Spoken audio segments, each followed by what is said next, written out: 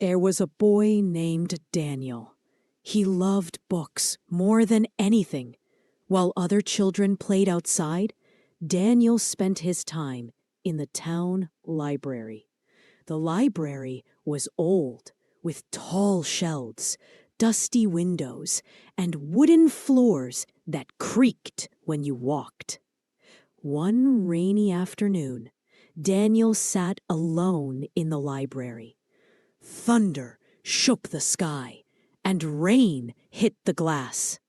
He was reading a thick book about explorers when he heard something strange. Tap, tap, tap. It wasn't the rain. It came from behind the bookshelf. Daniel stood up and touched the shelf. His fingers felt a small crack. He pushed the books aside and saw a tiny metal handle hidden in the wood.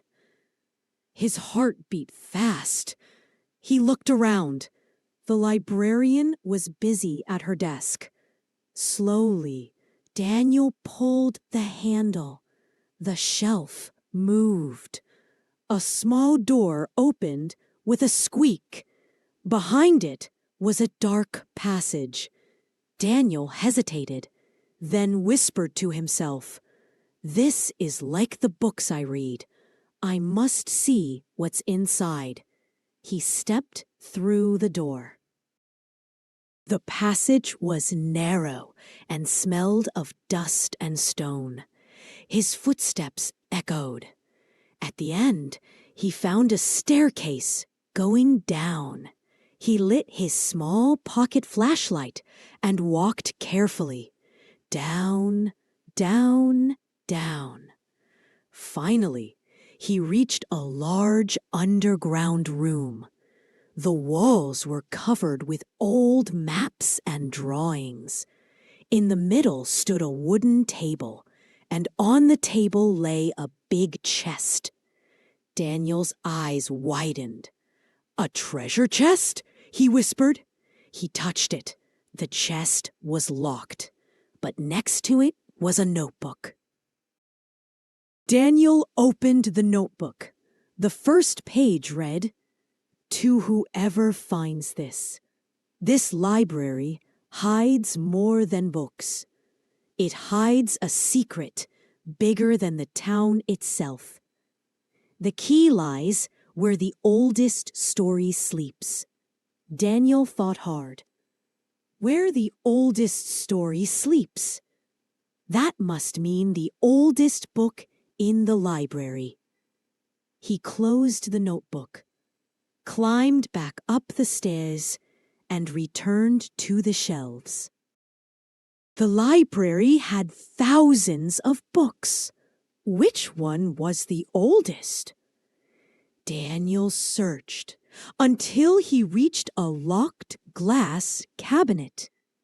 Inside lay a single book, its cover torn, its pages yellow. The sign read, "The First History of the Town." Daniel asked the librarian, "Can I see that book?" She shook her head. "It is too fragile. No one can touch it." That night, Daniel couldn't sleep. He needed to see that book. The next day, he returned early, when the librarian wasn't watching. He slipped a thin stick through the cabinet lock and pushed. Click! It opened. Inside the book, between two pages, he found a small golden key. Daniel ran back to the secret passage and into the underground room. He took the key and opened the chest. The lid creaked as it lifted.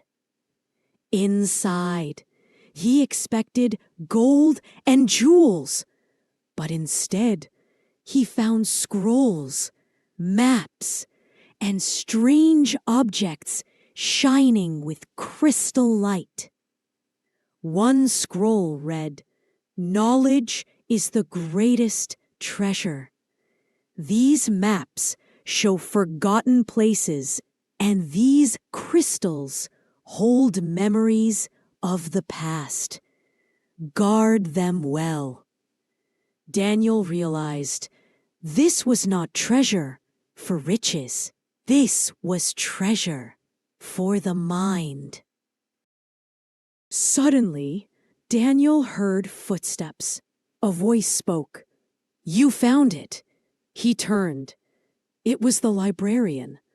But she didn't look angry. She smiled gently.